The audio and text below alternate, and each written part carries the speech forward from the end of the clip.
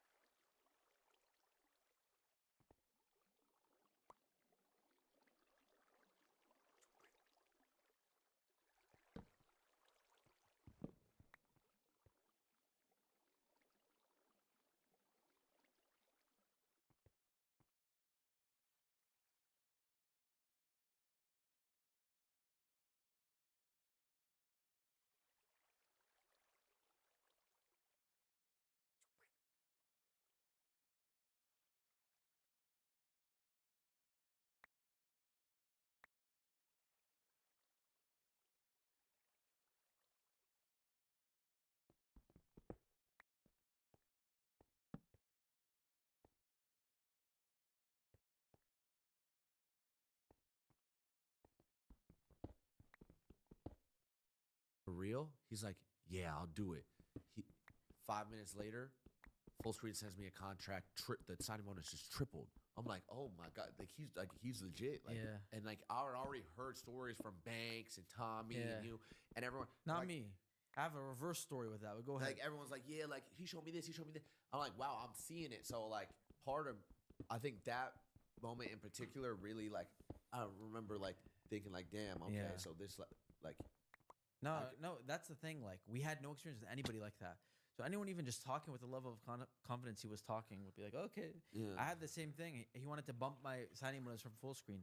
He never got it bumped. I waited for a year, and then I missed out on the signing bonus. And it was a good amount of money. And I still think about it to this day because I'm just like, dude, it was whatever he used worked was for free me. money. Yeah, man. He must have been after you. I guess he didn't like me. I mean, He weird. stole all No, money. that guy's a Bro, weird he's a scumbag. That guy's a weird man. Weird little man. He was a little man. He was a little fat man. He was a little fat man. Every time we'd see him, he'd talk about. He was actually fat. Every time I saw him, he'd talk I'm about visualizing him. He was chubby. He used to talk about how he's in the gym. He's That- in the honestly, gym. very interesting character. I think we can make an evil villain movie out. Bro. We really could. We should. Does that not sound like a villain story? Like that's like a villain origin story. I got thrown in the hospital, and the man who threw me in the hospital took my car and crashed it, while also simultaneously telling me I can't do what I love to do. Yeah.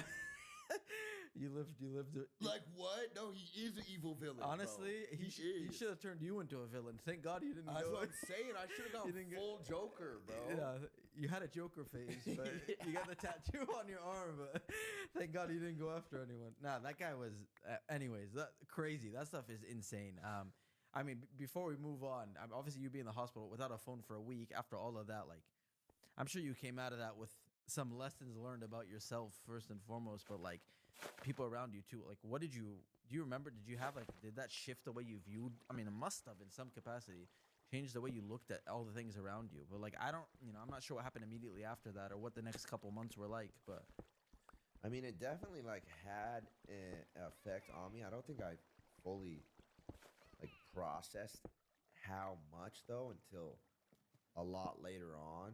yeah, You know what I mean? Like I tend to do that like with situations like that. It's like, okay, this happened and it's like it's whatever. It's not really a big deal. And then I think about it like as time goes by and I'm like, wow, like that was crazy. It definitely like changed my view on a lot of things and affected me in a way. And also I was really young. I was 20 years old. I was 20 years old and like overdosed and got thrown in a hospital and then like got out of the hospital and got robbed like 5 times. yeah. I was gonna get And then to I got that. sued. Hey, And hold then I on, cracked hold my on. head open. We're gonna get to that. Yo, That's what's That was so bad. that's what's insane. The story like didn't even start with that year for you. That was quarter one. Yeah, that was. We're in the first quarter, bruh. There's a lot more that happened right after this, which is Bro. insane. I look back, I'm like, dude, that was in my whole point of wanting to kind of quote unquote rehash all of this is like, now we see you on Twitch, one of the bigger streamers on Twitch, and like we were speaking about, right? You're just in a great place now. I think it's like one of the most impressive things to watch because there are so many moments where like, dude, like I don't know, I'm actually curious, like what were you doing in these moments? But you had this experience which was absolutely insane. I'm sure it changed the way you viewed things. I think just really quick, just to close up on this part, whatever it was, maybe you had some sort of like, I don't want to say addiction. I don't know if that's. Oh, I was definitely addicted.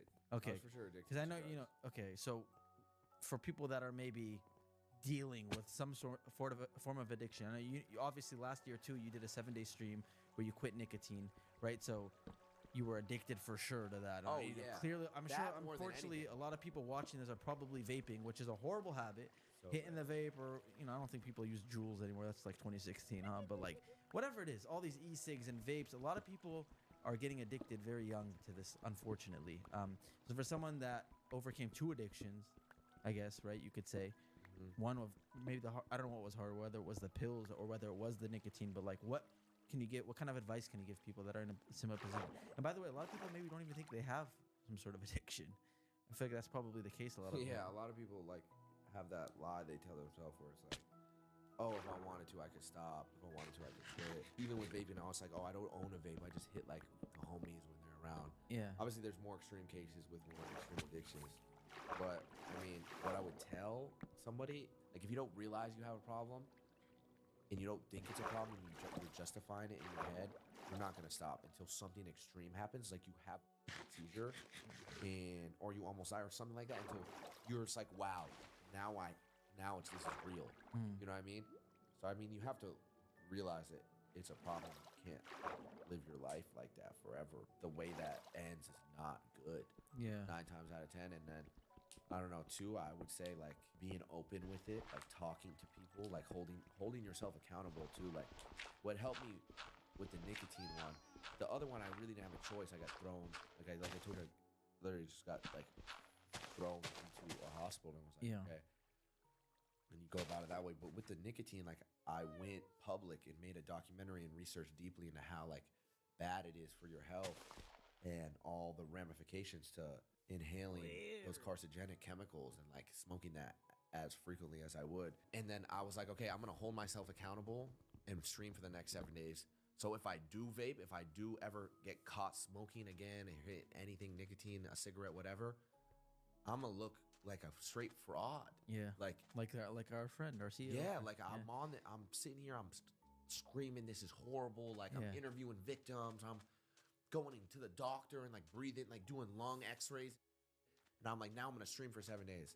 Like I just gotta get through the 7 days. So I think accountability is a big thing. That obviously helped me. The fact that I completely burnt the bridge and was like, I have to now, I have no choice, or I'm gonna look like a fraud. You kind of put everything on the line. Yeah. Yeah.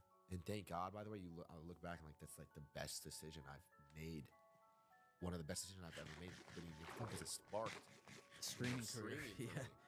Accidentally, I didn't draw it up like that. That's not how it was drawn up. No, you were gonna be done after that. Yeah. It was just like you can't do a 7-day YouTube video, so you're like, I'm gonna do it live. Yeah. I mean, thankfully you quit that, which is I'm more happy about. So that happy. you guys are, you're done. Hopefully, hopefully a lot of people follow you. No, not hopefully. I am. No. I'm saying, sorry. I know you're done. Thank God you're done. And hopefully a lot more people follow and kick that habit, because I think a lot of people just picked it up and not think it's a big deal, but it is a big deal, man. It's not a good thing to be. Bro, for real, you don't have you freedom. You interviewed someone, right, that like had his lung like popped or something crazy. His lung popped. His lung collapsed. Like he got checked out. Like the doctors said he had a cardio. Like if they looked at his cardiovascular system and they said you have the cardiovascular system of a 70, 80-year-old man. And how old is he? He was like 18. He like speed ran his cardiovascular system and he was insanely unhealthy and like on a fast track So for crazy. nothing good. You know what I mean? Yeah. And even like recently, like I was out on Saturday with some friends and I was driving to like this thing and like one of them was vaping, but the other, like everyone else in the car vaped, and like I'm hearing them, they're all like, yo, like you got it? Like, no, I gave it back to you. Yeah. And I was like, oh, are you sure? This one's dead. They're like, oh, we need to stop. I'm like sitting here listening to this conversation. I'm like, oh my God, like y'all don't really realize how much of a grip this had. Like it's very serious. And like I don't want to like harp on it and act like, oh, like, you know what I mean? Because it's because you kicked it. That's why you can see it now. Yeah, and I'm in the car and I'm driving. I'm like, oh my God, like like here's the vape. I'm seeing all three hands in the back seat reach for it. It's crazy. It's like, whoa. Yeah. And then it's like we're on the way home. Oh, it's dead. We gotta stop and grab one. I'm like, are y'all sitting? Like, yes. So yeah, it's bad, bro. Yeah. So accountability and just kind of having to want to quit it. Yeah, and having people around you that to hold you accountable too. I think last thing, just a kind of a note from me, I guess. It sounds weird to say it that way, but I remember growing up seeing like child actors, quote unquote, go crazy. Or, Amanda Bynes. I'm not pointing these out to make fun of them at all. Of course, it's actually really sad to me. But like famous actors or child actors that like have a very successful career and then like go off the rails. Or, like, just have a really quick downfall, drugs and all that. Like I never understood it, to be honest, until these experiences happened.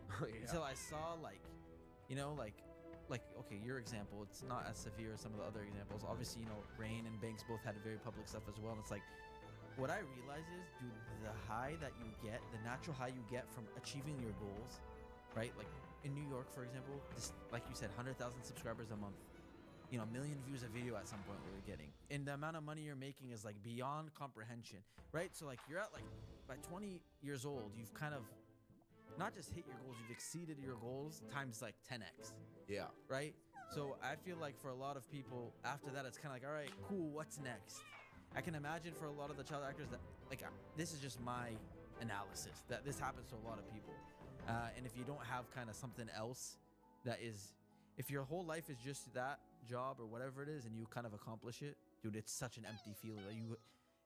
Like You're complete. Like it's like a void inside of you. You're like completely unfulfilled. like what else? You're can I walking do? around like, Yeah. damn, am I 20 years old and I already did what I'm supposed to do? Yeah, I Like- know. It's Like, did I already like leave my mark? Is this what people are gonna forever know me for what I did when I was a teenager? and then it's like what's Like I'm life an now? adult now. Like now what do I do? Like did I already do what I was supposed to do? Like is everything else now?